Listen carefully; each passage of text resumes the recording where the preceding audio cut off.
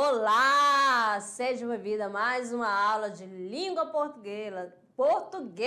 Olha só, enrolando a língua aqui, amadinha. Sabe por que eu tô enrolando?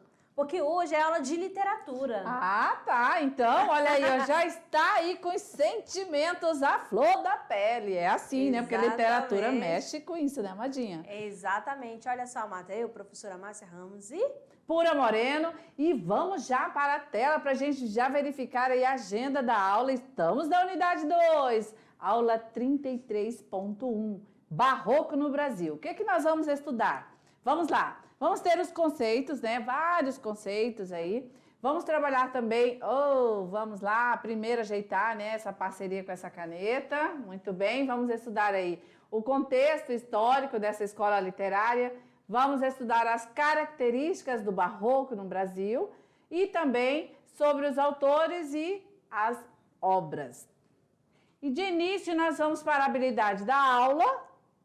Acessar a diversidade de textos e obras produzidas por autores da literatura brasileira e universal, reconhecendo as características composicionais. Beleza, então tá. E nós já vamos embora para o nosso texto atual. O nosso texto atual é um texto informativo. Olha lá. Barroco em Portugal. Vamos pontuar isso aí. Sabemos que a literatura, né, começa lá, depois cá. Sempre, sempre você tem que ter aí essa observação. Barroco em Portugal desenvolveu-se dentro de um período que alternava momentos de depressão e pessimismo com instantes de euforia e nacionalismo. Então, o Barroco nasce nesse cenário, tá? Nessa situação lá em Portugal. É uma época de crise, uma época de turbulência, incerteza, que serviu de inspiração para uma arte dinâmica, uma arte violenta, uma arte perturbada, né? Uma arte de diferentes aí das outras, das demais que traziam aí clareza. Aí vamos ver aí a questão do racionalismo e serenidade desejada pelos clássicos. Então, clareza, racionalismo, serenidade, não vamos ver isso aí nas obras, tá, dessa escola literária. Muito bem. Então, na verdade, o barroco é a arte do conflito. Olha as dicas aí no texto atual. Barroco é a arte do conflito, é a arte do contraste, do dilema, da contradição e da dúvida. Pronto, aqui diz tudo sobre o barroco. Então, reflete também, tá, essa escola literária sobre o conflito entre a herança humanista, renascentista, racionalista e clássica do homem quientista do século XVI. E o espírito medieval, místico-religioso, exacerbado pela contra-reforma católica. Expressa, né, essa escola literária, esse período, expressa aí na irregularidade de suas formas contrastantes, ou seja, o conflito espiritual. E aí esse contraste, nós vamos ter desse conflito espiritual inicialmente entre, se vem, olha só, contra a clareza, vem contra o racionalismo, né? Contra aí a serenidade, nós vamos ter esse primeiro conflito aí entre o teocentrismo e o antropocentrismo, tá? Então, uma escola que vem também aí com as formas de contraste aí entre a fé e razão, né? Entre o ceticismo e mundanismo, misticismo e sensualismo, céu e terra, alma e fogo, espírito e carne. Ok? E assim, para a gente ficar bem organizado, situado na literatura barroco, vamos verificar isso no nosso texto imagético, que é a cronologia dos períodos literários da literatura brasileira. Então, nós temos, olha só, vamos localizar aí barroco. Pronto. Aqui. Então, barroco, nós vamos ter já no ano propriamente dito de 1768. Ele está na era clássica ainda, viu? E assim nós vamos avançando para os estudos com esta primeira informação. Vamos lá de história geral sobre a arte barroca. Valorização das luzes, movimentos e santos, pontos fundamentais da arte barroca. Aqui no Barroco no Brasil, o que vai destacar? A questão das artes envolvendo os anjos, as imagens sacras, né? Porque ainda o catolicismo, a igreja já estava no poder. Já lá para a Europa, o que ia acontecer? A questão do humanismo, a herança. Então, aqui nós temos as obras da Europa e também daqui do Brasil, a arte barroca. Na trajetória da arte barroca, devemos considerar o papel exercido pela igreja, preocupada naquele momento em frear os avanços do protestantismo e da renascença. Então, por aqui você vai compreender quando a gente traz aí, né, a cronologia, e nós não temos um marco inicial que acaba uma escola literária e inicia outra. Tanto é que nós, olha só, estamos na escola barroco, já passou pela escola quientista, mas não tem aí esse marco. Mas qual é aí a característica? Olha, bem sutilmente, né? Olha, aqui nós vamos ter que a trajetória da arte barroca, ela considera aí o papel exercido pela igreja. Qual era aí esse papel? A professora Márcia acabou de iniciar, né, falando sobre a preocupação aí da igreja, que não tinha aí perdido todas as forças, tá? Então vejam que a gente tem aqui ainda traços, né, desse momento, tá bom? Beleza, então. Mudanças na esfera artística após o Renascimento. Vamos aí à primeira informação. Na esfera artística, houve a ascensão de novos padrões estéticos que procuravam superar o rigor proveniente dos princípios de simetria e equilíbrio valorizado pelo Renascimento. Surge de pinturas e esculturas marcadas por formas retorcidas e tensas. A preocupação em reforçar o racionalismo e equilibrá-los com as emoções perdeu campo para uma arte mais emotiva e cotidiana. A arte aí, né, barroca, ela tem uma preocupação menor com as formas e as linhas utilizadas na criação de uma pintura ou de uma escultura, né? Porque a arte, a escola literária, ela vem e aí ela faz ela apresenta diferentes gêneros ao mesmo tempo, né? Então, uma escola literária, você vai ver aí essa manifestação através da pintura, através da escultura, através da literatura, né? Produzindo aí diferentes gêneros textuais, como poesia, poema, e cada um no seu momento, ok?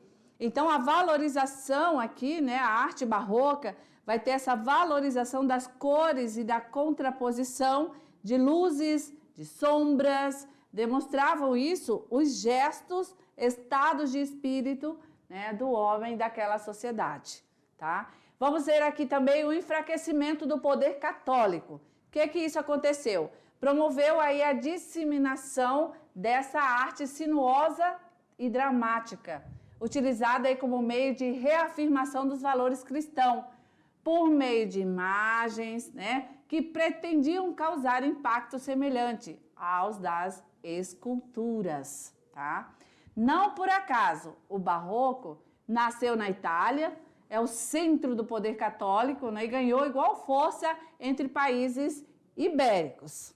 A história e atributos de santos e mártires católicos foram representados com bastante frequência na pintura, também nas esculturas e construções aí do período.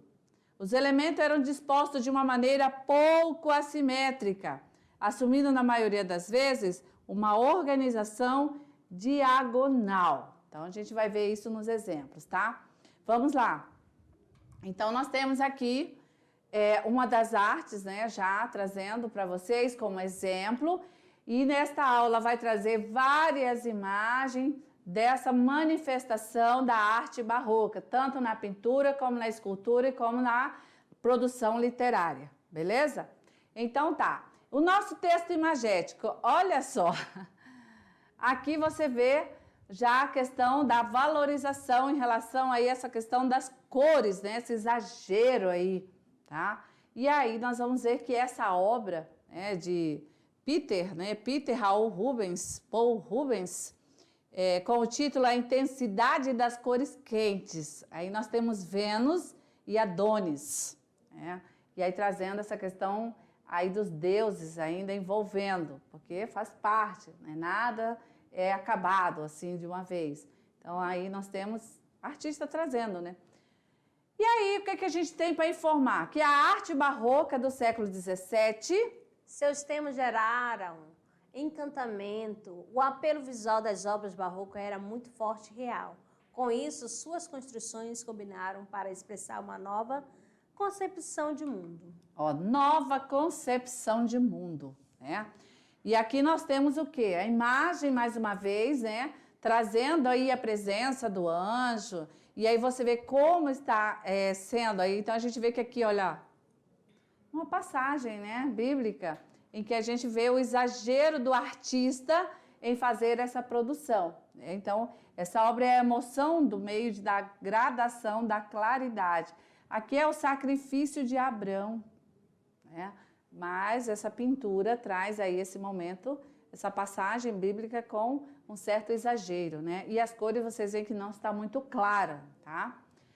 E assim, nós vamos pontuar agora o barroco no Brasil. A gente fez um passeio geral sobre o barroco, né, sobre essa manifestação literária.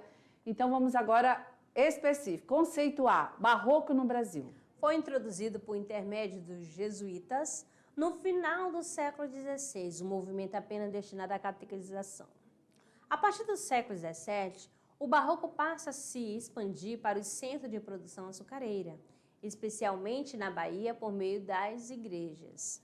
Assim, a função da igreja era ensinar o caminho da religiosidade e da moral a uma população que vivia desregradamente.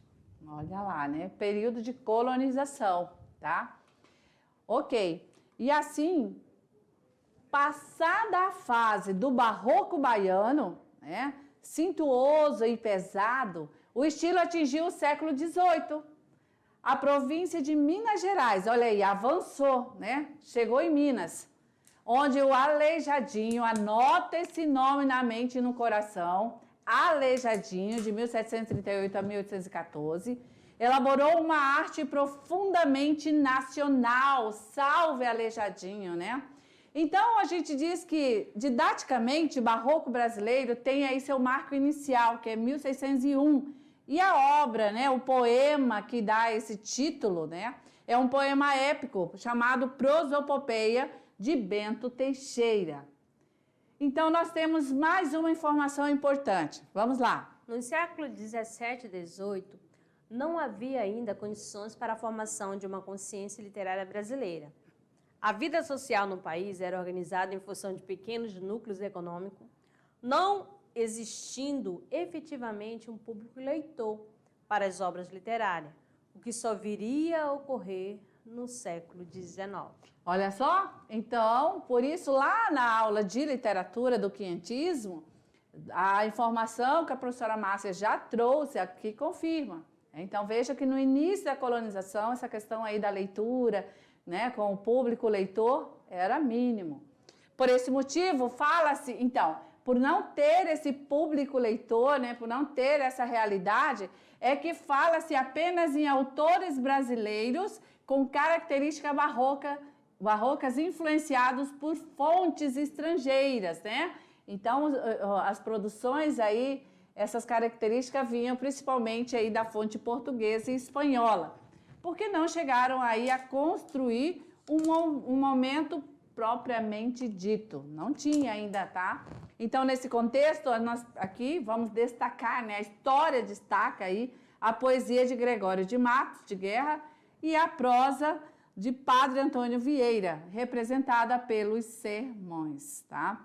E assim, já falamos sobre a informação do marco da literatura no Brasil. Vamos aqui a um exemplo dessa prosopopeia. Que marcou o início do barroco no Brasil. Cantem poetas do poder romano, submetendo nações ao jugo duro. O mantuano pinte o rei troiano, descendo a confusão de reino escuro. Que eu canto ao Albuquerque soberano, da fé, da cara pátria firme muro, cujo valor e ser, que o seu lhe inspira, pode estancar a lácia grega lira. A délficas irmãs chamar não quero, que tal invocação e vão estudo, aquele chamo só de quem espero, a vida que se espera, enfim, de tudo. Então, esse poema, além de traçar elogio aos primeiros donatários da capitania de Pernambuco, narra o naufrágio sofrido por um deles, o donatário Jorge Albuquerque Coelho. O texto tem o seu valor histórico, pois foi a primeira obra do barroco brasileiro e o marco inicial do primeiro estilo da época a surgir no Brasil. Ok, tela importante, hein? Lâmina importante para você aí fazer suas anotações. Ok, a arte da indisciplina, barroco, vamos entender? É bastante dinâmica, diferente da clássica, ela apresenta agitação, conflitos e violentas contradições. Apresenta temas como morte, vida, matéria, espírito, amor platônico, amor carnal, perdão e pecado, dentre outros. Vocês vão ver aqui também que eles vão trabalhar com jogo de palavras, jogo de ideias. Atenção, a pintura barroca, né, que é outra manifestação, se expandiu pela Itália, pela Espanha e pelos Países Baixos e França. Na Itália, agora nós vamos visitar, fazer esse passeio aí, tá? Onde barroco aí trouxe, vamos ver as pinturas, né? Vamos ver essas diferentes manifestações em vários lugares, beleza? Vamos ter aí como suas pinturas, né? E aqui na Itália o nome forte é Caravaggio, tá? Então suas pinturas eram apaixonadas, violentas e muito dramáticas, tá? Então a gente tem aqui um exemplo já dessa manifestação, né? Lembrando aí que é na Itália que inicia isso, mas que se expandiu para outros lugares também, tá? E aqui a gente tem esse Cupido, né? Essa pintura barroca é uma obra aqui que a gente consegue fazer até uma releitura, né? Em que a gente consegue ver que Caravaggio quer colocar o que para a gente aí? Entender que naquele momento a sociedade estava ali meia sofrendo um desajuste. Porque olha só. Os conflitos internos. Olha o violão quebrado, né? Tudo aqui está no chão. Está tudo desorganizado, né? E esse anjo é uma criança, olha o rosto, né? O menino aí, isso é a releitura da infância, da inocência, né? Sempre aí trazendo essa dualidade. E esse anjo, olha o exagero da forma.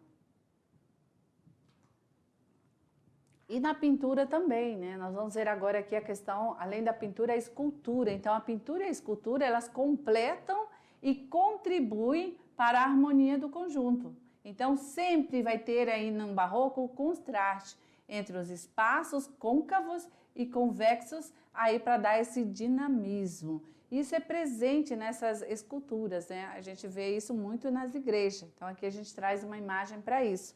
E na pintura tem um nome também forte desse período, tá?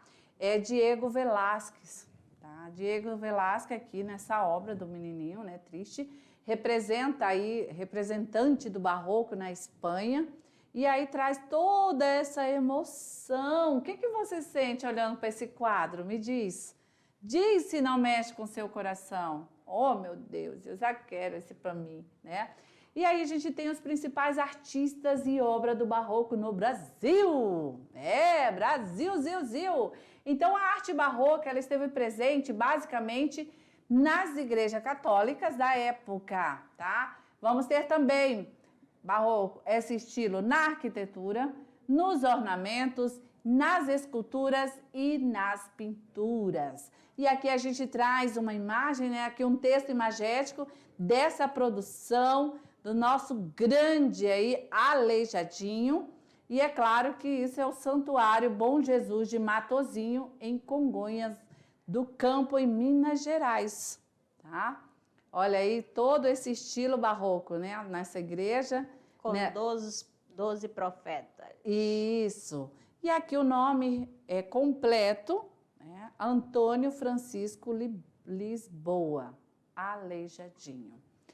E a arte barroca representada no Brasil, o detalhe maior está nas igrejas, no seu teto.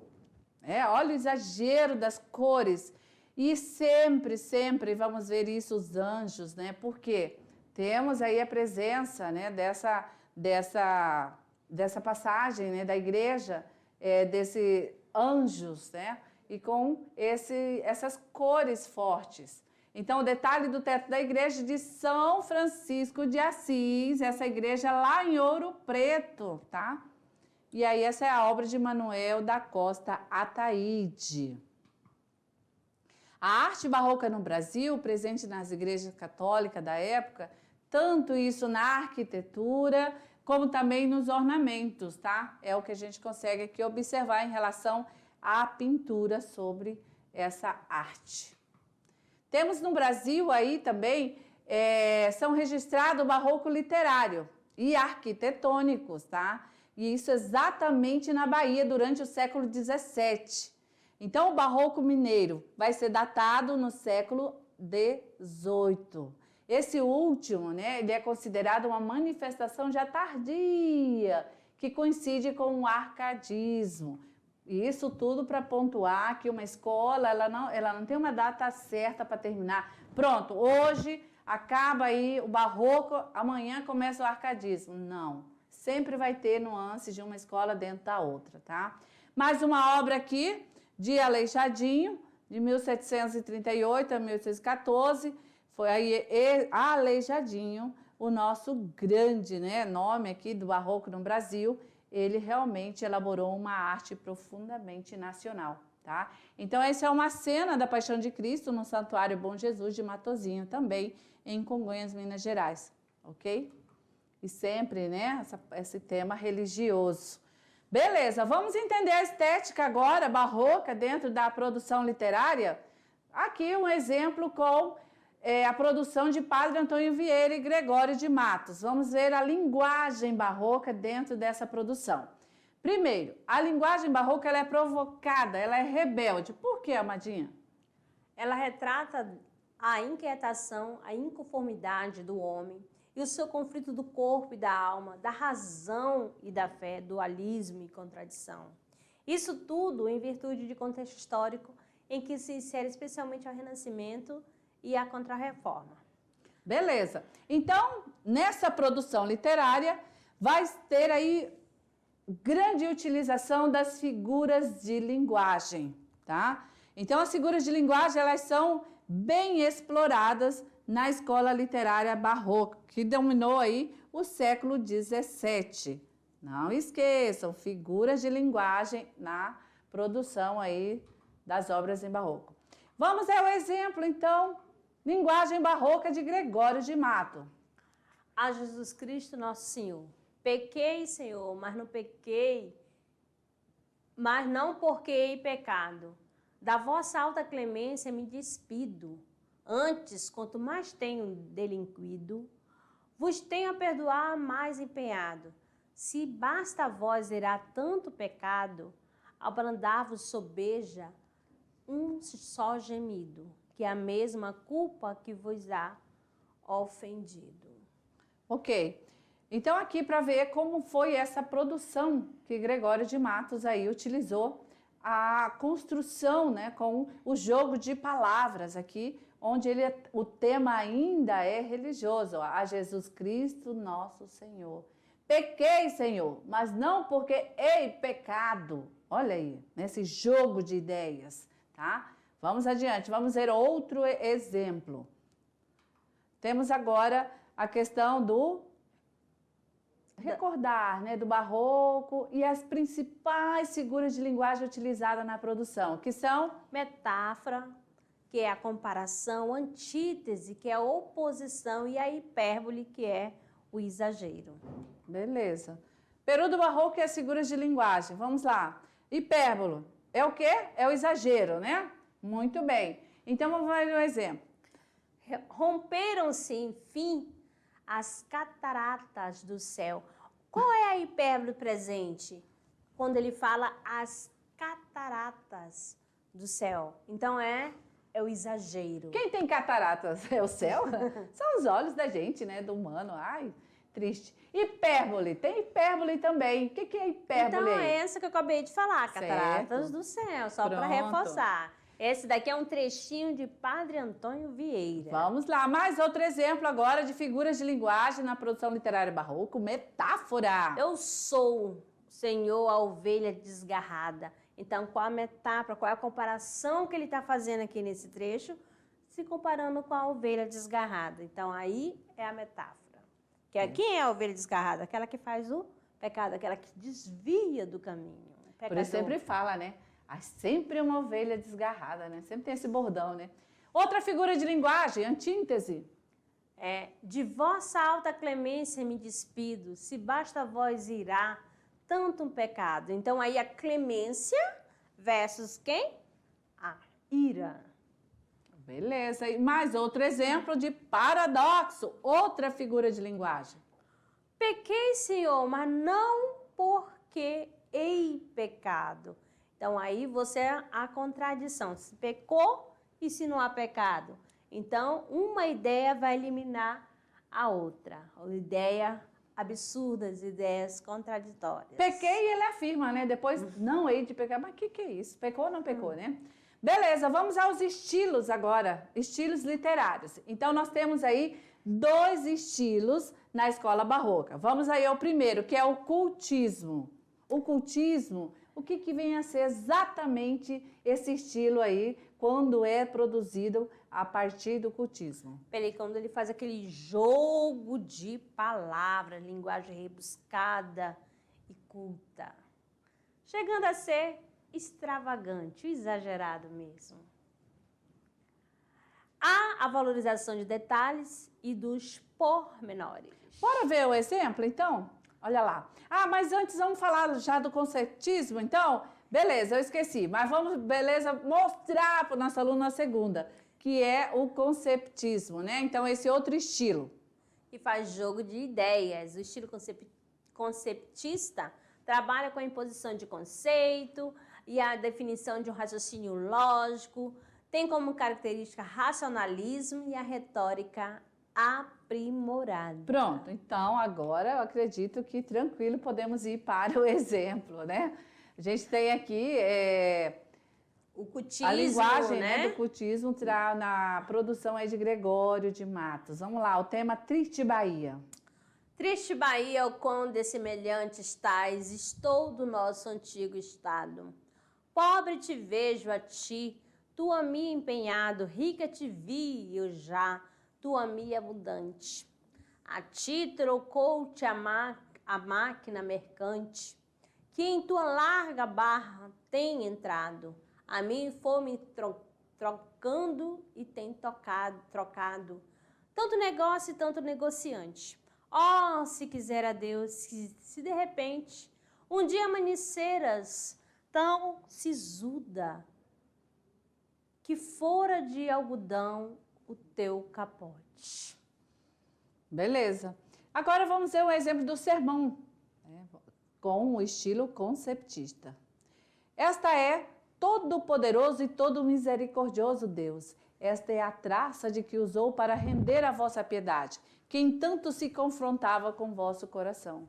E desta usarei eu também hoje, pois o estado em que nos vemos mais é o mesmo que semelhante. Não hei de pregar hoje ao povo, não hei de falar com os homens, mais alto hão de sair as minhas palavras ou as minhas vozes. O vosso peito divino se há de dirigir todo o sermão.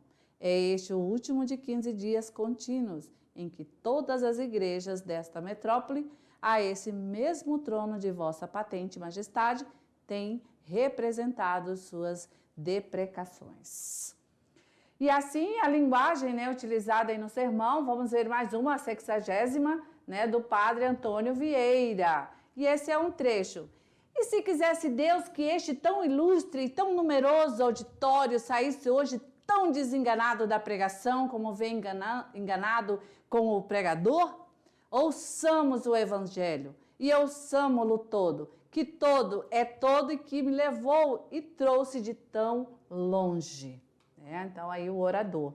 E aí é um resumo da 60ª que está aqui, em que a gente tem uma temática totalmente religiosa, é uma prosa sacra, que tem o intuito de convencer as pessoas e converterem à religião católica, tá? Então, dessa forma, Vieira utiliza diversas passagens aí da Bíblia para escrever os sermões. Menciona também como temas ali, Deus, homens, pregador e evangelho. Assim, ele tenta mostrar que a culpa é do pregador e da veracidade de sua doutrina. Ele critica aí, portanto, outros pregadores e a ineficácia de seu discurso. Em resumo, o sermão da 60ª foca aí na própria forma de fazer seus sermões. O padre usa da metalinguagem para apresentar sua ideia central e pregar e semear.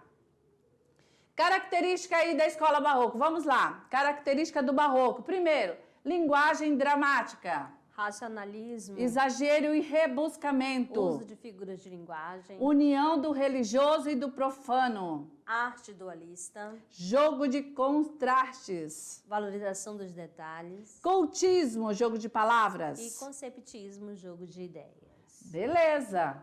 Então, aqui alguns autores, com suas obras, Bento Teixeira, com Prosopopeia, Gregório de Matos, um dos maiores representantes da literatura barroca no Brasil, e com a sua poesia lírica, religiosa, erótica e satírica. Manuel Botelho de Oliveira foi o primeiro brasileiro a publicar verso no estilo barroco, música do Parnaso.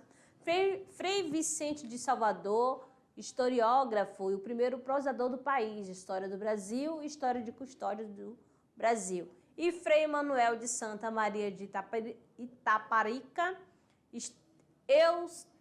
Eustáquios, a descrição da ilha de Itaparica. Pronto, então, principais autores e suas obras. Beleza. Assim, nós vamos encerrar esta aula já trazendo um pouquinho da próxima, o neoclassicismo. Fica de olho aí nessa tela, tá? E aí, se você quiser pesquisar, já pode aí, entra na internet, vai passear, vai encontrar aí com o neoclassicismo, tá bom? Mas antes de encerrar, tem uma coisa, a produção de gênero. Gente, é hora do Trabalhando Gênero. Vamos lá! O que o nosso estudante aí vai produzir, Amadinha? Vai pesquisar uma música e essa deve retratar as características do barroco. O uso de figuras de linguagem, união de religioso e do profano, arte dualista, religiosidade, estilo, cultismo, linguagem rebuscada, extravagante, jogo de palavras, conceptismo, jogo de ideias e conceito. Tem sugestão aqui para o nosso estudante? Aqui a música de Zé Cabaleiro. Olha só, Meu, Eu em Você. Também, mas de são... Victor e Léo. São sugestões, Ali podem... Procurar outras. Eu sei que você aí é bem criativo. Vai escolher outras e vai apresentar um bom trabalho, tá? Beleza, então? Aí sim, agora encerramos e vamos aguardar você lá onde, Amadinha? Na nossa revisão. Valeu, então. Até lá!